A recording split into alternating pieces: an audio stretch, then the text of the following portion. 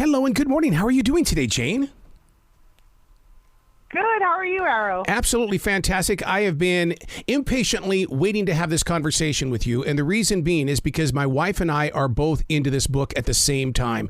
And we both agree that the way you write, you allow us to be there. We feel like we are in 1939.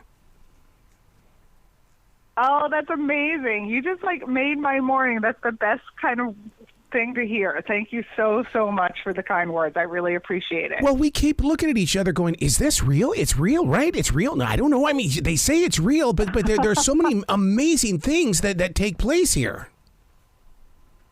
Oh, thank you. And I think you'll really enjoy, I started writing the author's notes at the end of the book as I was writing the book because this is a real person in history, and I think you'll really enjoy the author's notes at the end because it really kind of explains what's fact versus what's fiction. I'm glad you said that because so many times when it comes to those notes at the end of a book, people treat that message right there just like they do when they go to a movie. Well, the movie's over. We don't care about the credits, but they need to put their nose inside the author's notes. Yeah, they really do. And, I'm a nerd about that stuff. I love reading other people's author's notes, of course. So I'm like, and that's been really fun to hear from readers who are like, oh, my God, I thought this wasn't true. And then I read the author's notes, and I can't believe that really happened. And, so that's been really fun. What did Drew feel when, here's this career in Hollywood, but all of a sudden it was no longer important to reach out to people that way. She wanted to physically get involved with other people's lives.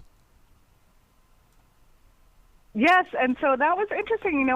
She was a rising star. She was doing very well in Hollywood. She was most known for the Charlie Chan films. You can see old clips of her in the Charlie Chan films on YouTube, and just amazing. And, I think she just fell head over heels in love with Jacques Tartier, who's a Frenchman.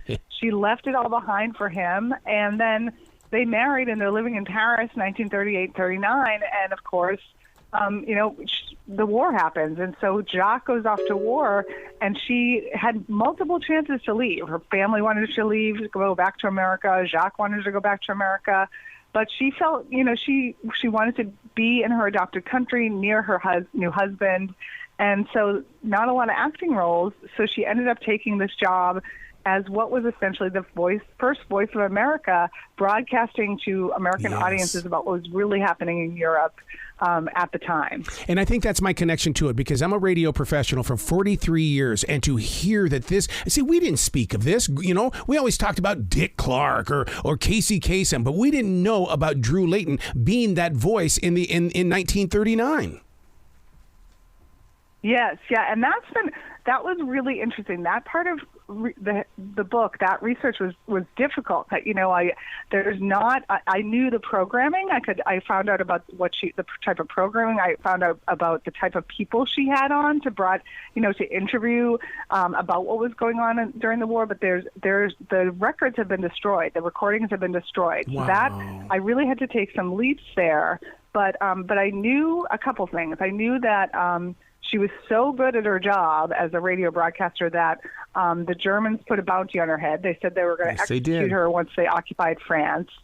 And so I knew that she was, whatever she was broadcasting, she was, it was strongly worded and anti-Nazi. So one of the people that was on her program more than once was another journalist that I can't believe more people don't know about, an American journalist named Dorothy Thompson. She was one of the first one of the only female American journalists at the time, and she was one of the only American journalists to ever interview Hitler. She interviewed him in the early 1930s, and she really, when you read her writings and her speeches from that time period, she saw this all coming. She saw World War II coming. She saw America's involvement. She knew, despite the fact that America was very isolationist at the time and did not want to get into another war, she saw its inevitability. And so that is the type of messages that I think that Drew was broadcasting to America at the time, that this is coming and you need to be prepared.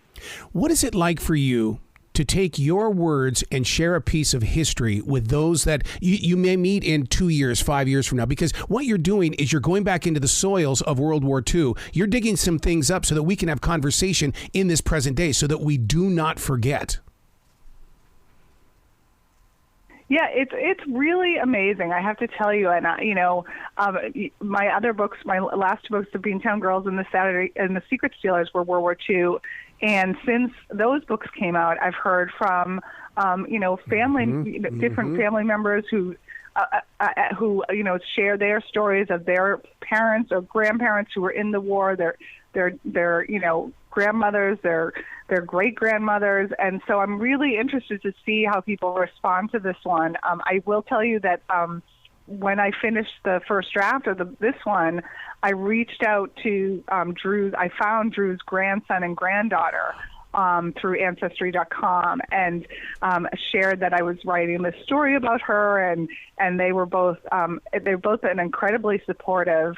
And Tracy, the granddaughter, actually shared her Drew's scrapbooks with me, I can make copies of her pictures and her articles and different things she saved to share on my website and in presentations and things like that. So that's been really amazing. Your heart must be full of so much stuff. And the reason why I bring that up is because in front of me inside this studio is a desk that sat on a ship of a captain from World War II. And there's even letters in there. And for you to touch them, to read through their personal thoughts. I mean, it's like, dear future reader, you're going to write about this one day. Yes. It is. It's really wild how that happens, and I'll tell you, straight, like, it's weird how life is sometimes too.